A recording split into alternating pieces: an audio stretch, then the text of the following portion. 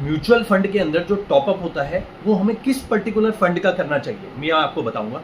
देखिए, ये चीज़ जो है ये हर एक पर्सन की डिफरेंट होगी।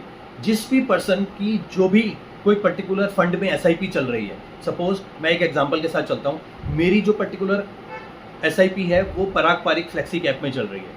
तो अब जो मुझे टॉपअप करना है, किस फंड में करना है, इसी फंड में मुझे टॉपअप करना है। ठीक है, इससे होगा क्या, ऑलरेडी जो आपकी एसआईपी जा रही है तो उससे आपकी जो म्यूचुअल फंड की यूनिट्स हैं वो अक्यूमुलेट हो रही हैं। जब भी मार्केट टूटेगा तो आपको जो टॉपअप करना है, ठीक है, जो लमसम इन्वेस्टमेंट करनी है वो इसी पर्टिकुलर फंड में करिए जिसकी आपकी एसआईपी जा रही है। उससे क्या होगा, आपकी जो एनएवी है वो नीचे के भाव पे आप बाई करेंगे क्योंकि मार्केट टूटी हुई है।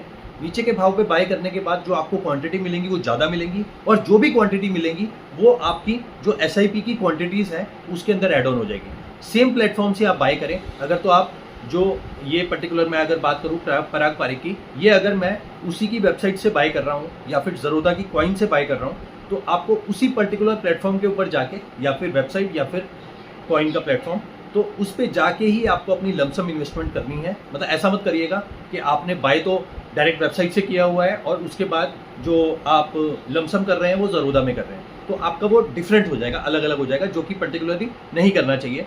हमेशा यही रिकमेंडेड है कि जहाँ पर भी आपकी एसआईपी चल रही है उसी पर्टिकुलर अकाउंट से और उसी पर्टिकुलर प्लेटफॉर्म से आप जो है वो टॉपअप इन्वेस्टमेंट अपनी करें, ताकि जो है आपकी एवरेजिंग और अच्छी मेंटेन हो और आगे जाके वो जो फंड है वो आपको और अच्छा रिटर्न जो है वो दे पाए।